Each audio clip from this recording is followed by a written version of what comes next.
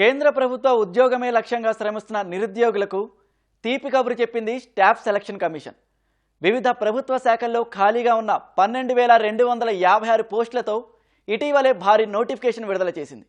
Degree అర్హత ఉన్న అభ్యర్థులు ఈ నెల 22వ తేదీలోపు ఆన్లైన్ ద్వారా దరఖాస్తులు చేసుకోవచ్చు. అయితే లక్షల మంది పోటీ పడే ఈ పరీక్షలో విజయం సాధించడం ఎలా, అసలు ప్రిపరేషన్ వ్యూహం ఎలా ఉండాలి అనే అంశాలపై కెరీర్ గైడెన్స్ నిపుణులు గిరిధర్ మాటల్లోనే తెలుసుకుందాం.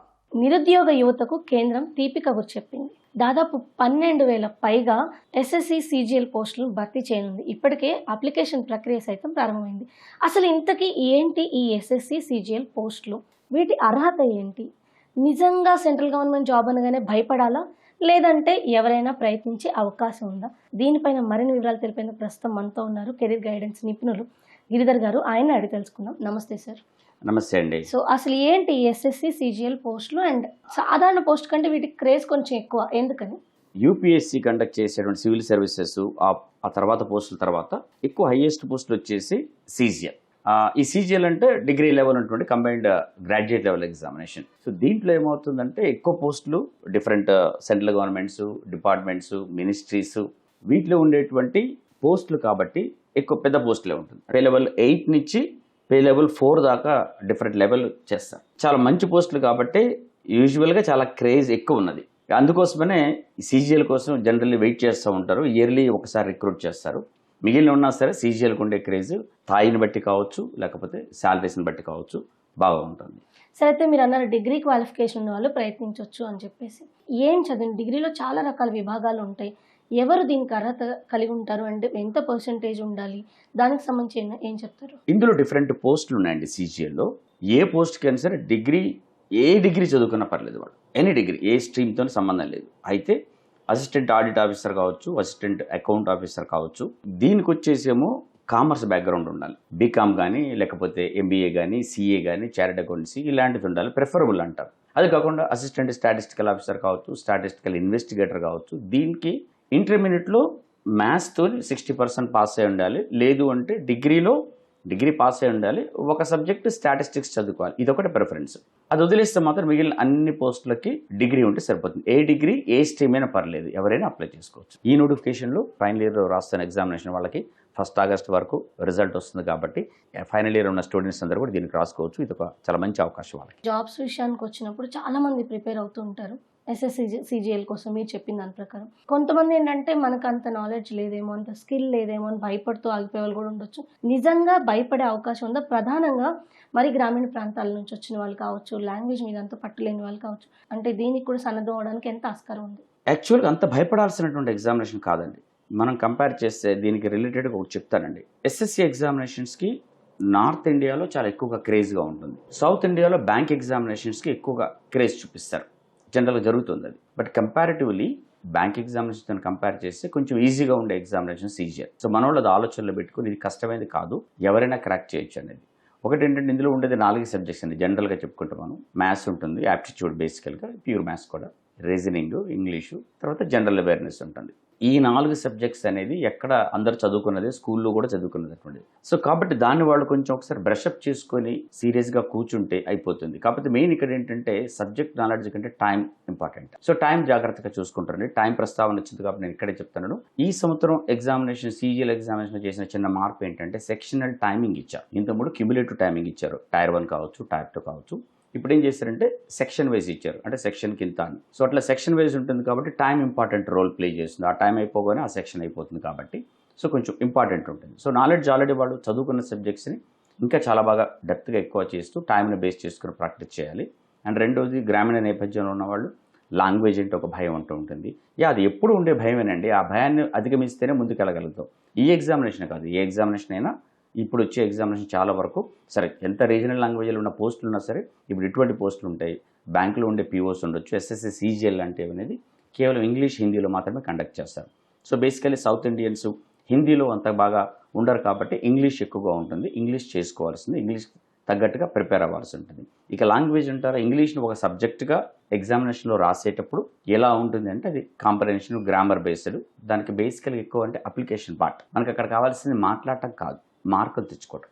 సో అందుకోసమనే ఆ గ్రామర్ని ఎలా వాడాలి, మనం రెగ్యులర్గా మాట్లాడుతున్నప్పుడు ఆ గ్రామర్ పార్ట్ ఏంటి, అందులో ఉండే కొన్ని చిన్నవి ఉండే కరెక్షన్ ఆఫ్ సెంటెన్సెస్ కావచ్చు, జంబుల్ సెంటెన్సెస్ కావచ్చు, క్లోజ్ టెస్ట్ అని, ఫిల్లర్స్ అని, ఇలాంటి వాళ్ళు చూసి ప్రాక్టీస్ చేస్తే వాళ్ళు చేయగలుగుతారు. ఆ భయం మాత్రం అధిగమించాల్సిందే. గ్రామీణ ప్రాంతం వాళ్ళు ఇక నా భయం ఉంది, నేను చేయలేను అనేది మాత్రం పెట్టుకోవాల్సింది లేదు. ప్రారంభంలో కాస్త భయం అనిపిస్తుంది, కానీ కొంచెం బాగా ప్రాక్టీస్ చేస్తే అధిగమించవచ్చు. అది ఒక్కసారి పోయిందంటే మాత్రం ఏ మీడియంలో ఉన్నా పర్లేదు, సబ్జెక్టులు చాలా బాగా గ్రిప్ తెచ్చుకోగలరు. సరే, ఇందాకే మీరు అన్నారు నార్త్ వాళ్ళు ఈ పోస్టులకు ఎక్కువ వెళ్తూ ఉంటారు, సౌత్లో బ్యాంకింగ్ వైపు వెళ్తారు. ఎందుకని మన వాళ్ళు అంటే ఇంత మంచి పోస్టులు ఫస్ట్లోనే మీరు అన్నారు దీనికి వాల్యుయేషన్ చాలా బాగుంటుంది అండ్ పేమెంట్స్ కూడా బాగుంటాయి. మరి ఇలాంటి ఒక పోస్టులు మన వాళ్ళు ఇంత కాంపిటేటివ్ స్పిరిట్తో ప్రిపేర్ అవుతుంటారు, చాలా కాంపిటేటివ్ ఎగ్జామ్స్ రాస్తుంటారు, కానీ వీటి విషయానికి వచ్చినప్పుడు ఎందుకని నార్త్తో పోలిస్తే సౌత్ పీపుల్ కొంచెం వెనకబడ్డారంటారు? ఇంతకుముందు చెప్పినట్టుగా ఎక్కువగా మినిస్ట్రీస్, సెంట్రల్ గవర్నమెంట్ సెక్రటేరియట్స్, దీంట్లో ఉండే పోస్టులు కాబట్టి ఇవన్నీ కూడా నార్త్లో ఉండేటువంటి పోస్టులు. స్టేట్ లెవెల్లో ఉండేటువంటి పోస్టులు వాటికి ఉండొచ్చు, కానీ బట్ ఎక్కువగా నార్త్లో ఉంటాయి కాబట్టి మన వాళ్ళకి అక్కడ దాకా వెళ్ళి ఉండడానికి ఆ ఇష్టం తక్కువగా ఉంటుంది. అది మనకు స్వతహాగా మనం అబ్జర్వ్ చేసేది. వేరే ప్రాంతానికి వెళ్ళి జాబ్ చేయడానికి మనకు కొంచెం చిన్న జంకు కావచ్చు, సంకోచంతో వెళ్ళడానికి ఇష్టపడరు. అందుకోసమనే ఇది ఉంటుందండి. ఎగ్జామినేషన్ ఎలా ఉంటుంది, కఠినంగా ఉంటుందా, ఇంకో విధంగా ఉంటుందా అనే కారణం అయితే కాదు, ఇది మెయిన్ కారణంగా ఉంటుంది. అప్పటికి చెప్తూ ఉంటాం, ఆ ట్రెండ్ కూడా మార్పు వచ్చింది. మీరు ఒక 2-3 సంవత్సరాల కంటే ముందు చూస్తే ఇప్పుడు ఈ సీజీఎల్కి జనాలు అప్లై చేయడం, రాయటం అనేది బాగా పెరిగింది. ఇంతకుముందు తక్కువ ఉండేది, కానీ ఇప్పుడు బాగా అవేర్నెస్ పెరుగుతుంది. ఇప్పుడు ఎక్కడ పోవడానికని ప్రజెంట్గా ఉన్నటువంటి యువత సిద్ధపడుతున్నారు. బట్ ఈ రోజు కంపేర్ చేస్తే మాత్రం సౌత్ ఇండియా మాత్రం ఈ సీజీఎల్ ఎగ్జామినేషన్ కొంచెం వెనకాలబడి ఉన్నారు అప్లై చేయడంలో, బట్ ప్రిపేర్ అవ్వడంలో కాదు, ఒకేలాగా ఉంటుంది. బ్యాంక్ ఎగ్జామినేషన్ కాస్త ఎక్కువ ఇంపార్టెన్స్ ఇస్తారు, కానీ కంపేర్ చేసుకుంటే మాత్రం సీజీఎల్ పోస్ట్ అనేది చాలా మంచి పోస్టులు, శాలరీ ఎక్కువ ఉంటుంది, మంచి స్థాయికి వెళ్ళేటువంటి పోస్టులు, పైదాకా వెళ్ళొచ్చు. వర్క్ వైజ్ ఆలోచిస్తే మాత్రం అంతగా ప్రెషర్ ఉండదు. బట్ బ్యాంక్ ఎగ్జామినేషన్ రాసిన తర్వాత బ్యాంక్ జాబ్ చేసే వాళ్ళతో కంపేర్ చేస్తే మాత్రం వర్క్ ప్రెషర్ తప్పకుండా తక్కువనే ఉంటుంది. 5 day వీకే ఉంటాయి చాలా వరకు ఎక్కువ సందర్భాల్లో. సో దీని అన్నింటిని దృష్టిలో పెట్టుకుంటే మాత్రం మీరు ఇంకా ఆ నార్త్ సౌత్ భయాన్ని వీడి సౌత్ వాళ్ళందరూ కూడా ఎక్కువ అప్లై చేయాలి, అప్పుడే మంచి కెరియర్ వస్తుంది. సార్, గత కొన్నేళ్లుగా ఎస్ఎస్సి సీజీఎల్ పేపర్స్ ఏవైతున్నాయి ఈ పోస్టులకు సంబంధించి ప్రశ్నావళిలో కొంత మార్పు కనిపిస్తుంది. దీంతో పాటుగా వెయిటేజ్ డిఫరెన్సెస్ ఉన్నాయి. సో ఎలా ఉంటుందంటే దీని ప్రొసీజర్ ఎలా ఉండే అవకాశం ఉంది, ఎందుకు ఈ చేంజెస్ వస్తున్నాయి, మోరోవర్ వ్యక్తులు ఎవరైతే అప్లికెంట్స్ ఉంటున్నారో వాళ్ళలో ఎలాంటి స్కిల్స్ని ప్రధానంగా అబ్జర్వ్ చేయడం కోసం ఈ మార్పులు చేస్తున్నారు? పోస్టులు అనేది ఇందులో మార్పులు చేయడం అనేది కాలానుగుణంగా డెఫినెట్గా మార్పులు జరుగుతూనే ఉంటాయండి. కాంపిటీషన్ చాలా పెరగడం వల్ల వాళ్ళు కూడా ఎక్కువ ఫిల్టర్ చేసి తీసుకునేలాగా కేవలం ఒక మెకానికల్ రొటీన్ వేలో అడిగేది కాకుండా మార్పులు డెఫినెట్గా చేస్తారు. వీళ్ళ నాలెడ్జ్ ఎంత ఉంది అని తెలుసుకునే ప్రయత్నం తప్పకుండా చేస్తారు. ఆ మార్పులు వస్తూనే ఉన్నాయి. చూస్తే మనం ఒక 2 ఏళ్ల క్రితం ఆ ప్యాటర్నే కంప్లీట్గా మార్చారు. 4 టైర్స్ ఉన్నది కాస్త 2 టైర్కి తీసుకొచ్చారు. Tier 1, tier 2. Tier 1 preliminary examination, అది ఓన్లీ క్వాలిఫైయింగ్ కోసం మాత్రం. టైర్ 2 మాత్రం వాళ్ళ మెయిన్ ఎగ్జామినేషన్, దాంట్లో ఉన్న వాళ్ళకి వచ్చే మార్కులు బేస్ చేసుకుని వాళ్ళు తీసుకోవడం జరుగుతుంది. సో ఆ చేంజెస్ జరుగుతుంది. వెయిటేజ్ అంటారా, అటు ఇటుగా ఒకేలాంటి వెయిటేజ్ అనుకుందామండి. ఇప్పుడు మనం మెయిన్స్ టైర్ 2 తీసుకుంటే సో 60 మార్క్స్ 30 క్వశ్చన్స్ ఈచ్ ఉంటుంది. అది మ్యాథమెటిక్స్ కావచ్చు, రీజనింగ్ కావచ్చు. 3 మార్క్స్ అంటే 180 మార్క్స్ టోటల్గా. అదే మీరు దీనికి వచ్చేసి సెక్షన్ 2కి వచ్చేసి అందులో ఉండేది ఇంగ్లీషు అండ్ జనరల్ అవేర్నెస్ కలిసి ఉంటుంది. రెండిట్లో కలిపి 70 క్వశ్చన్స్, అందులో 45 ఇంగ్లీషే, 25 జనరల్ అవేర్నెస్. 3 మార్క్స్ చొప్పున చూసుకుంటే 135 మార్క్స్. వెయిటేజ్ చూస్తే మాత్రం ఇంగ్లీష్ కాస్త ఎక్కువ ఉన్నట్టు మనకు అనిపిస్తుంది. బట్ రీజనింగ్ కావచ్చు, మ్యాథ్స్ కావచ్చు 90 మార్క్స్ చొప్పున ఉంటుంది. బట్ దాన్ని మనం పక్కన పెట్టుకుంటే వెయిటేజ్ని బట్టి అని కూడా కాకుండా 4టిని ఈక్వల్గా చూస్తూ మనం చేస్తే పెద్ద ఇబ్బంది పడాల్సింది లేదు. బట్ ఏంటంటే ఇది ఆల్ ఇండియా లెవెల్ పోస్టులు కాబట్టి చాలా వరకు ఉంటుంది కాబట్టి ఇంగ్లీష్లో వాళ్ళకి గ్రిప్ చాలా ఉండాలి. ఇంగ్లీష్ నాలెడ్జ్ అవసరం, వాళ్ళు ముందు చేసే జాబులో కూడా అవసరం ఉంటుంది కాబట్టి కొంచెం వెయిటేజ్ మనకి ఇంగ్లీష్ ఎక్కువగా కనిపిస్తుంది. సో మిగిలిన వాటికి అటు ఇటుగా సేమ్గా ఉంటుంది. ఈ మార్పులు ఎందుకంటే మాత్రం డెఫినెట్గా ఈ కాంపిటీషన్ తగ్గట్టుగా ఉండాలి కాబట్టి చిన్న మార్పులు చేస్తూ వస్తూ ఉన్న వాళ్ళు సెక్షనల్ టైమింగ్ ఇచ్చారు. ఆ టైంలో అవ్వాల్సింది. ఇంతకుముందు ఎలా ఉందంటే క్యూములేటివ్ టైమింగ్ ఇచ్చారు. దాన్ని ఇంకా ఫిల్టర్ చేయడానికి వాళ్ళ ప్రతిభని క్యూములేటివ్ ఇచ్చినప్పుడు ఏమవుతుందండి, ఎవరు ఎక్కువ సబ్జెక్టులో ఏ సబ్జెక్ట్ గురించి ఎక్కువ చూపించినా సరే దానికి ఎక్కువ టైం పెట్టుకుని ఎక్కువ మార్కులు వస్తే ఓవరాల్గా క్వాలిఫై అవ్వచ్చు. ఇప్పుడు ఆ పద్ధతి లేదు. ఇప్పుడు ఏంటంటే సెక్షనల్ టైం ఇచ్చి ఇప్పుడు ఏమవుతుందంటే ప్రతి సబ్జెక్టులోనూ వాళ్ళు నాలెడ్జ్ తెచ్చుకోవాల్సిందే. ఆ టైంలో వాళ్ళు చెయ్యాలి కాబట్టి ప్రతి సెక్షను ఇంపార్టెంటే కాబట్టి ఇక్కడ మార్పు జరిగింది ఏంటంటే అన్నిటికీ ఇంపార్టెన్సే, ఏ సెక్షన్ను వదిలేయడానికి లేదు అనేది తీసుకొచ్చారు. ఇది జరుగుతూనే ఉండదు, ఈ మార్పులు జరుగుతూనే ఉంటాయండి. ఈ మొత్తం ప్రక్రియలో అంటే అప్లికేషన్ మొదలుకొని జాబ్కి సెలెక్ట్ అయ్యేంత వరకు మొత్తం ఎన్ని స్టెప్స్ ఉంటుంది అండ్ ఎగ్జామ్స్, ఇంటర్వ్యూస్, ఈ ప్యాటర్న్ ఎలా ఉంటుంది, మొత్తం ఎన్ని సెగ్మెంట్స్ మనం దాటాల్సి ఉంటుంది?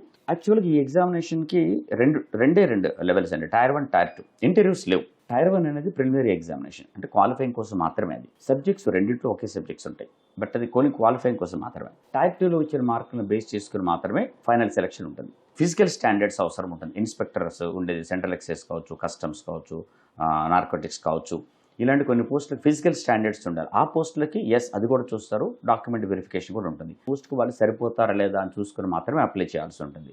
అది సరిపోతే మాత్రం అది కూడా ఇంపార్టెంటే. వాళ్ళు ఒకవేళ టైర్ 2లో మంచి మార్కులు తెచ్చుకొని వాళ్ళకి ఎలిజిబిలిటీ సెలెక్ట్ అయినా కూడా ఫిజికల్ స్టాండర్డ్స్ లేకపోతే రిజెక్ట్ చేస్తారు. సో కాబట్టి అది కూడా చూసుకోవాలి. జనరల్ పోస్టులు అయితే మాత్రం టైర్ 1 టైర్ 2 రెండు, దాని తర్వాత డాక్యుమెంట్ వెరిఫికేషన్ ఉంటుంది, అది తప్పనిసరి. అవసరం ఉన్న పోస్టులకి టైర్ 1 టైర్ 2 ఫిజికల్ స్టాండర్డ్స్, తర్వాత డాక్యుమెంట్ వెరిఫికేషన్ ఇదా ఉంటుంది. బట్ ఫైనల్ సెలక్షన్ అనేది మాత్రం టైర్ 2లో వీళ్ళకి వచ్చిన మార్కులను బేస్ చేసుకుని మాత్రమే చేస్తారు. ఇప్పటివరకు ఇంతకుముందు కూడా ప్రిపేర్ అయ్యి ఉండొచ్చు. నోటిఫికేషన్ రాకముందు చాలా మంది ప్రిపేర్ అవుతూ ఉంటారు. ఎప్పటి నుంచి స్టార్ట్ చేసిన వాళ్ళు కూడా ఉంటారు. అయితే ఆ ప్రిపరేషన్ని ఇప్పుడు మనకి ఎగ్జామ్ వరకు తక్కువ టైంలో ఇంకా ఎంత మార్చుకోవాలి అంటే పాత పేపర్స్ని ప్రాక్టీస్ చేయడం కానివ్వండి, ఇతరత్రవి ఎలా తను అభ్యర్థి మౌల్డ్ చేసుకొని ఎలా ప్రిపేర్ అవ్వాల్సి ఉంటుంది? అండి, ఇక్కడ 2 రకాల ప్రిపరేషన్స్ ఉంటాయి. ఒకటి ఆల్రెడీ ప్రిపేర్ అయిన వాళ్ళు కంటిన్యూ చేయడం, రెండోది మొదటిసారి ఎగ్జామ్ రాసేవాళ్ళు ఎట్లా ప్రిపేర్ అవ్వాలి. ఆల్రెడీ ఎగ్జామినేషన్ రాసి ఇంతకుముందు ప్రిపేర్ అవుతూ ఉన్న వాళ్ళకి పెద్ద మార్పు ఉండదు. ఇది మంచి బోనస్ టైం, ఇదంతా కూడా వాళ్ళకి ఆల్రెడీ ప్రిపేర్ అయ్యి ఉంటారు కాబట్టి ఈ టైంని ముందుగా ఒక ఆగస్టు సెప్టెంబర్లో టైర్ 1 ఉంటుంది, డిసెంబర్లో టైర్ 2 ఉంటుంది టెంటేటివ్గా. సో అంటే ఒక 3 months మనకి టైం మనకి టైర్ 1కి ఉంటుంది, టైర్ 2కి ఆ తర్వాత ఉంటుంది. నేను ఇంతకుముందు చెప్పినట్టు రెండింటిలో కూడా ఉన్నటువంటి సబ్జెక్ట్స్ ఒకే సబ్జెక్ట్స్ కాబట్టి ప్రిపరేషన్ అనేది కలిపే ఉండాలి. టైర్ 1కి సపరేట్గా టైర్ 2కి సపరేట్గా అనేది ఉండకూడదు, రెండింటికి కలిపే ఉండాలి. అదేం చేయాలంటే ముందుగా ఈ 4 సబ్జెక్ట్స్, యాప్టిట్యూడ్ కావచ్చు, మ్యాథమెటిక్స్, రీజనింగ్, ఇంగ్లీషు, తర్వాత జనరల్ అవేర్నెస్, ఈ 4టికి 3 monthsలో కంప్లీట్ అయ్యాలి. ఆల్రెడీ అయిన వాళ్ళు తెలుసు, వాళ్ళు ప్రిపేర్ అవుతూ ఉన్నారు కాబట్టి ఇంతకుముందు వాళ్ళు ఎక్కడైతే ఏ సబ్జెక్ట్స్లో ఫెయిల్ అయ్యారో దాని మీద కాస్త కాన్సన్ట్రేషన్ ఎక్కువ చేసుకుని దాన్ని ఓవర్కమ్ చేసుకునేలాగా వాళ్ళు చేసి వాళ్ళ ప్రిపరేషన్ సరిపోతుంది. అదే మొదటిసారి ఎగ్జామినేషన్ రాస్తున్న వాళ్ళకు ఉన్నటువంటి మెయిన్ ఇది ఏంటంటే వాళ్ళు they have to start from scratch. మొదటి 0 నుంచి వాళ్ళు మొదలు పెట్టాలి కాబట్టి అసలు సబ్జెక్ట్ నాలెడ్జ్ లేదు అనుకుంటే మాత్రం ముందు మనం ప్రిలిమ్స్ టైర్ 1కు ఉండే టైంని బేస్ చేసుకొని ఆ 90 days అనుకుని చూసుకుంటే వాళ్ళు చేసుకోవాల్సింది ఒకటండి, 2 బేసిక్ కాన్సెప్ట్స్ బాగా నేర్చుకోవడం, ప్రాక్టీస్ బాగా చేయడం, తర్వాత టెస్టులు రాయటం. ఈ 3 ఇంపార్టెంట్. దాన్ని మనం LPT అంటాం, అంటే లెర్నింగ్, ప్రాక్టీస్, టెస్ట్. ఇది చాలా ఇంపార్టెంట్. ముందు వాళ్ళకి స్క్రాచ్ నుంచి స్టార్ట్ చేస్తారు కాబట్టి వాళ్ళు బేసిక్ కాన్సెప్ట్స్ అన్ని టాపిక్స్ నేర్చుకోవాలి. రీజనింగ్లో కావచ్చు, యాప్టిట్యూడ్లో కావచ్చు, ఒకవేళ గ్రామర్ సరిగా లేకపోతే ఇంగ్లీష్లో అంతా అది, లేకపోతే గ్రామర్ నేర్చుకోవడం కాబట్టి ఈ బేసిక్స్ అన్నీ కూడా ముందు బాగా నేర్చుకోవాలి. ప్రాక్టీస్ బాగా చేయాలి. ఎందుకు ప్రాక్టీస్ బాగా చేయాలంటే వేగంగా చేయాలి. టైం అనేది చాలా ఇంపార్టెంట్ కాబట్టి ఫాస్ట్గా చేయడానికి ప్రాక్టీస్ అనేది చాలా అవసరం. ఆ బేసిక్ కాన్సెప్ట్ లెవెల్లో ఉన్నటువంటి క్వశ్చన్స్ చేస్తారు, దాని తర్వాత లెవెల్స్ పెంచుకుంటూ వెళ్ళాలి. మోడరేట్గా ఉండేది, తర్వాత డిఫికల్ట్గా ఉండేది. ఎక్కడ దాకా అంటే నేను చెప్పినట్టుగా టైర్ 2 కూడా కలిపి చేస్తారు కాబట్టి ఆ లెవెల్లో అడిగే క్వశ్చన్స్ చేసుకుంటూ వెళ్ళిపోతే అంత టైం లేదనుకుంటే టైర్ 2లో అడిగేటువంటి హైయర్ లెవెల్ క్వశ్చన్స్ని కొంచెం తగ్గించి అట్లీస్ట్ మీడియం లెవెల్ పైన ఉండే క్వశ్చన్స్ వరకు కూడా బాగా ప్రాక్టీస్ చేసి ఆ టైం మ్యాచ్ అవుతున్నారా లేదో చూసుకోవాలి. తర్వాత టెస్ట్. ఈ టెస్ట్ ఎందుకు అంటే మనకు వీళ్ళకి తెలవాలి వాళ్ళ ప్రాక్టీస్ ఎట్లా ఉంది, ఎంతవరకు ఉంది, ఎన్ని క్వశ్చన్స్ చేయగలుగుతున్నారు, ఎంత టైంలో చేయగలుగుతున్నారు. ఇది తెలియాలంటే టెస్టులు బాగా రాస్తే వాళ్ళకి అర్థమవుతుంది. సో ఇది ఇంపార్టెంట్. దీనికి టైం బేస్ చేసుకోవాలి. ఇది ఎట్లా ఉంటుందంటే పర్సన్ టు పర్సన్ మారుతుందండి. ఫస్ట్ 1 month వచ్చేసి బేసిక్ కాన్సెప్ట్స్ అన్ని నేర్చుకోవడానికి పెట్టుకోండి, తర్వాత ప్రాక్టీస్ బాగా చేసుకుంటారండి. 1 month పట్టింది అనుకోండి బేసిక్ కాన్సెప్ట్స్ అన్నీ కూడా నేర్చుకోవడానికి. ఆ తర్వాత టైంని కలిపి చేయాలి, అంటే ప్రాక్టీస్ టెస్టులు కలిపే. చివరిలో టెస్ట్ రాస్తామని కాదు. నేనేమంటానంటే మొదటిసారి మీరు ప్రిపేర్ అవుతాను, ఒక 2 weeks అయిపోయిన తర్వాత టెస్టులు రాయండి. టెస్టులు రాస్తే మీకు పెద్ద మార్కులు రాకపోవచ్చు, కానీ టెస్టులకు అలవాటు పడతారు. మీరు ఏ క్వశ్చన్ ఎట్లా వస్తుంది, ఎంత టైంలో చేయాలనేది ఒక మైండ్కి అది అలవాటు అయిపోతుంది. అది చేసుకుంటారండి. మీరు ఎగ్జామినేషన్ దగ్గరకు వచ్చే టైంకి మీరు చాలా బాగా చేయగలుగుతారు. కానీ అలవాటు పడటానికి ప్రాక్టీస్ టెస్టు కలిపే చేస్తూ ఉండండి. ఇనీషియల్గా కొన్ని తక్కువ టెస్టులు ప్రాక్టీస్ చేసినా చివరికి వచ్చే వరకు ఆ టెస్టులు పెంచుతూ వెళ్ళండి. మీ ప్రాక్టీస్ అయిపోయింది, మీరు నేర్చేసుకున్నారు, ప్రాక్టీస్ కూడా అయిపోయింది. ఆ తర్వాత ఏముంటుందండి మీరు మీ పెర్ఫార్మెన్స్ ఎట్లా ఉందో చూడటమే కదా. ఇప్పుడు వీక్లీ 2 రాసినా చివరికి వచ్చే వరకు డైలీ ఒక టెస్ట్ రాసి అనలైజ్ చేసి ఎట్లా వస్తున్నాయో చూడండి. ఇక్కడ ఇంపార్టెంట్ పాయింట్, ప్రీవియస్ పేపర్స్ మాత్రం తప్పనిసరిగా సాల్వ్ చేయాలి. వెనకాలకి వెళ్ళి 4 ఏళ్ళు 5 ఏళ్ళు అన్నీ చేసుకుంటూ వస్తుంటే ట్రెండ్ తెలుస్తుంది మీకు. తర్వాత ఏ క్వశ్చన్స్ ఏ టాపిక్ నుంచి ఎక్కువ క్వశ్చన్స్ వస్తున్నాయో తెలుస్తుంది. అడిగే పద్ధతి తెలుస్తుంది. మీరు నేర్చుకునే పద్ధతి వేరు ఉండొచ్చు. టైమ్ అండ్ వర్క్లో అడిగే క్వశ్చన్ ఒకలాగా ఉండొచ్చు మీరు నేర్చుకున్నప్పుడు, ఎగ్జామినేషన్లో ఒకలాగా అడగవచ్చు. నేను ఇక్కడ చెప్తాను ఒకటి, బ్యాంక్ ఎగ్జామినేషన్లో మీరు గమనించండి, లేకపోతే రైల్వే ఎగ్జామ్ గమనించండి, ఎస్ఎస్సి గమనించండి. ప్రతి ఎగ్జామినేషన్లో అడిగే పద్ధతులు చిన్న మార్పులు ఉంటాయి. అడిగే పద్ధతులు ఈ రైల్వే ఎగ్జామ్ అడిగే క్వశ్చన్, ఈ బ్యాంకులో అడిగే క్వశ్చన్ మీకు నోటీస్ చేసేస్తారు, మీకు తెలిసిపోతుంది అది. అందుకని ప్రీవియస్ పేపర్ తెలిస్తే ఈ CGL ఎగ్జామినేషన్కి మీరు ఎట్లా చేయాలి, ఏ విధంగా ప్రాక్టీస్ చేయాలో మీకు అర్థమవుతుంది. కాబట్టి ఈ టైంని కరెక్ట్గా యూటిలైజ్ చేసుకోవాలి. ప్రిలిమ్స్ టైర్ 1 అయిపోయింది అనుకోండి, ఇక మొత్తం కంప్లీట్గా టైర్ 2 కోసం ఆ టైం స్పెండ్ చేసుకోవచ్చు. సరే అయితే ఇక్కడ ఒక ప్రాబ్లం ఉంటుంది ఏంటంటే, మనందరం చాలా వరకు సక్సెస్ అయిన వాళ్ళు టాపర్స్ వాళ్ళ మాడ్యూల్ని వాళ్ళు ప్రిపేర్ చేసుకున్న సిస్టమ్ని ఆ కస్టమై అంటే అలా వాళ్ళని అడిగి తెలుసుకొని అదే వేలో ప్రిపేర్ అవ్వాలనుకుంటారు. షెడ్యూల్ కూడా అలాగే ప్లాన్ చేసుకుంటారు. అనేది షెడ్యూల్ ఉండాల్సిన అవసరం ఎంతవరకు ఉంది ఇండివిజువల్స్కి? దాన్ని ఎట్లా ప్లాన్ చేసుకోవాలి? పర్సన్ టు పర్సన్ మార్పు ఉంటుందండి డెఫినెట్గా. ఒకళ్ళకి పనిచేసినటువంటి ప్లాన్ అనేది ఇంకొక పర్సన్కి పనిచేయదు. ఒక పర్సన్ బేసిక్స్లో బాగా థరోగా ఉంటారు, వాళ్ళకి బేసిక్స్ పెద్ద అవసరం లేదు. వాళ్ళకి కావాల్సిన ప్రాక్టీస్ టెస్టులు రాసుకుని వాళ్ళు ఎట్లా చేయగలుగుతారో వాళ్ళకి అది సరిపోతుంది. కొంతమంది బేసిక్స్ చేసుకురావాల్సి ఉంటుంది. ఇంకొంతమంది వీక్ ఉంటారు, అంటే గ్రాఫ్ చేయడానికి కొంచెం టైం పడుతుంది. కొంతమంది వేగంగా చేస్తారు, అంటే వాళ్ళు ఏం చేస్తారు, వేగంగా ఫాస్ట్గా గ్రాఫ్ చేసేవాళ్ళు కొంచెం తక్కువ టైం పెట్టుకుంటారు. వాళ్ళకి ఏంటంటే తొందరగా వచ్చేసింది కాబట్టి నాకు ఒకరోజు సరిపోతుంది ఈ టాపిక్ అని. బట్ కొంచెం వీక్ ఉన్న వాళ్ళకి, స్లో లెర్నర్స్కి ఏమవుతుందంటే ఒక 2 రోజులు పట్టచ్చు, 3 రోజులు పట్టచ్చు. So don't compare yourself with any other person. దాన్ని బేస్ చేసుకుంటే టెన్షన్ అసలే పడద్దు. ఎవరికి వాళ్ళు యూనిక్. మీ ప్లాన్ మీదే. వేగంగా చేయగలుగుతున్నాను, తక్కువ టైం పడండి. కొన్ని సబ్జెక్ట్స్లో మీకు గ్రిప్ ఎక్కువ ఉంటుంది. కొంతమందికి మ్యాథ్స్ బాగా ఇష్టం, ఆల్రెడీ చేస్తుంటారు. కొంతమందికి రీజనింగ్ టఫ్, కొంతమందికి మ్యాథ్స్ టఫ్, కొంతమందికి ఇంగ్లీష్ టఫ్. దాన్ని బేస్ చూసుకొని ఆ సబ్జెక్ట్కి ఎక్కువ టైం స్పెండ్ చేస్తూ దాన్ని సెట్ చేసుకుంటారు. ముందు ప్రతిరోజు ఇన్ని గంటలు, ఫర్ ఎగ్జాంపుల్ ఒక 10 అవర్స్ నేను ప్రిపేర్ అవుతున్నాను. జనరల్ నన్ను అడిగితే ఏం చెప్తానండి, 10 అవర్స్లో సార్ ఏ సబ్జెక్ట్కి ఎంత ఇవ్వాలి, వెయిటేజ్ అనేది పక్కన పెట్టుకుందాం, అటు ఇటుగా ఒకేలాగా ఉంటుంది. కాబట్టి మెయిన్ ఎక్కువ టైం పట్టేటువంటి సబ్జెక్ట్స్ ముందు చేసుకోండి. ఎక్కువ పెట్టండి టైము. మ్యాథ్స్కి ఎక్కువ పడుతుంది, తర్వాత రీజనింగ్, తర్వాత ఇంగ్లీషు, తర్వాత జనరల్ అవేర్నెస్ అంటారు. దీనికోసం ఏముంటానంటే ఎక్కువ టైం, కనీసం 2.5 గంటలు, ఒక 10 గంటలు అనుకుంటే 2.5 3 గంటలు మ్యాథ్స్కి ఇస్తాను, ఓ 2 గంటలు రీజనింగ్కి ఇస్తాను, ఒక 2 గంటలు ఇంగ్లీషు, ఇంకో జనరల్ అవేర్నెస్ అంటే ఒక సబ్జెక్ట్ కాదు, అది mixer of many subjects, polity, history, economy, geography, తర్వాత సైన్స్ ఉంటుంది కలిపి. కాబట్టి దానికి కొంత టైం, వీటితో పాటుగా రివిజన్ కొంత టైం ప్రతిరోజు పెట్టుకోవాల్సిందే. సో ఇంత ఉండే వరకు ఏమవుతుందంటే, నేను జనరల్గా చెప్పిన కొద్దిమందికి మ్యాథ్స్ ఈజీగా ఉంటుంది, నాకు 3 గంటలు ఎందుకు సార్, నాకు రీజనింగ్ టఫ్ ఉంది కాబట్టి ఎక్కువ పెడతాను. Yes, it is customised. వాళ్ళకి ఏది అవసరమో, వాళ్ళు ఎందులో వెనకబడి ఉన్నారో దాన్ని బేస్ చేసుకుంటారండి. బట్ జనరల్ అవేర్నెస్ని నెగ్లెక్ట్ అసలు చేయొద్దు. కరెంట్ అఫేర్ చాలామంది ఏంటంటే చదువుకోవచ్చులే అనుకుంటారు. అది మొదటి రోజు నుంచి డే 1 నుంచి మ్యాథ్స్, రీజనింగ్, ఇంగ్లీష్ ఎట్లాగో జనరల్ అవేర్నెస్ అట్లాగే, కరెంట్ అఫైర్స్ అట్లాగే.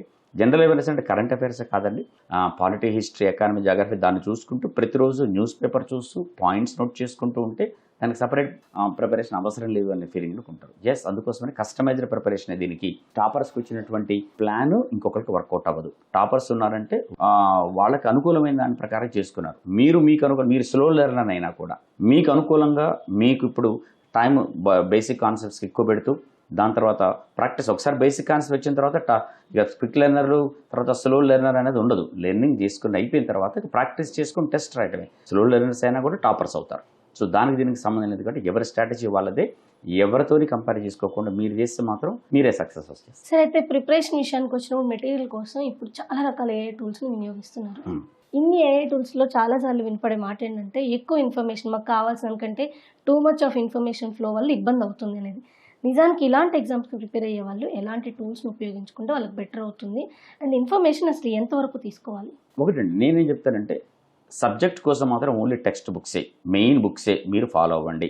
ఎందుకంటే క్వశ్చన్స్ దానికోసం చాలామంది అంటారు ఏఐ టూల్స్ వాడతాం, చాట్ జీపీటీ వాడి తీసుకుంటాం. చాట్ జీపీటీకి ప్రిపరేషన్కి సజెషన్స్ అడిగితే ఇస్తుందేమో, నాకు ఈ క్వశ్చన్ ఇవ్వండి అంటే చాలా వరకు నోటీస్ చేయండి, కొన్నిసార్లు రాంగ్ ఆన్సర్స్ వస్తాయి. So don't depend on AI tools. AI tools ఎంతవరకు అంటే, నాకు ఒక మంచి ప్రిపరేషన్ ప్లాన్ తయారు చేసి ఇవ్వండి అంటే తయారు చేసి ఇస్తుంది, మీకు అనుకూలంగా దాన్ని మార్చుకోండి. అంతవరకే నేను దీన్ని సజెస్ట్ చేస్తాను. సబ్జెక్ట్స్ కోసం మాత్రం దాన్ని సజెస్ట్ చేయను. కొన్ని మోడల్స్ ఇవ్వండి అని చెప్పి ఇస్తుండు కానీ, బట్ ఆ మోడల్స్లో ఆన్సర్స్ అన్ని కరెక్ట్ అని చెప్పి అనుకోకండి.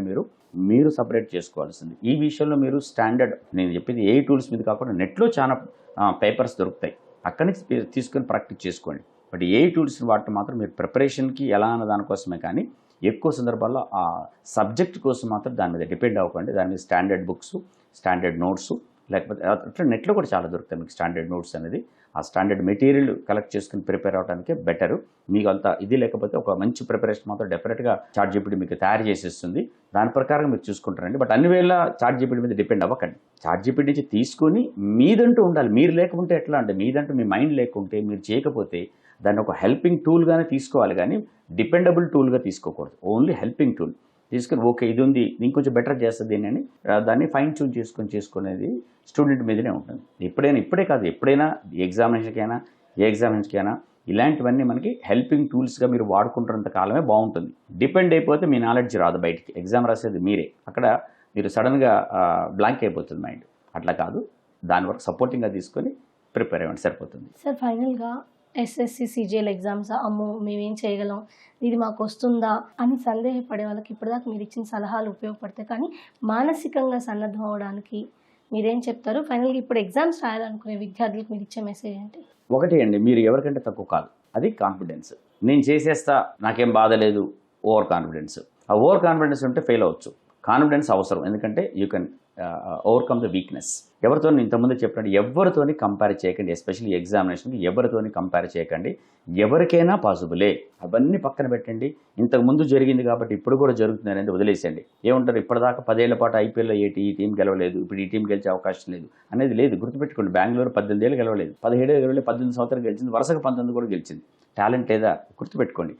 లేదు అంటే లేదని కాదు, పాస్ట్ వదిలేసేయండి. మీకు 90% వచ్చిందా లేకపోతే 40% వచ్చిందా మీ డిగ్రీలో అనేది ఎవరు చూడరు. ఇక్కడ మీరు పాస్ అయ్యారా, ఎలిజిబిలిటీ ఉందా లేదా చూస్తారు. ఇక్కడ ఎవరు ప్రాక్టీస్ చేస్తారో, ఇక్కడ ఎవరు ఎఫర్ట్స్ బాగా పెట్టి ఎగ్జామినేషన్ సరిగ్గా ప్రిపేర్ అవుతారో, ఈ టైంని యూటిలైజ్ చేసుకుంటారు, వాళ్ళే సక్సెస్ అండి. సో ఈ 3 నెలలు అనేది మీకు చాలా చాలా ముఖ్యమైనది.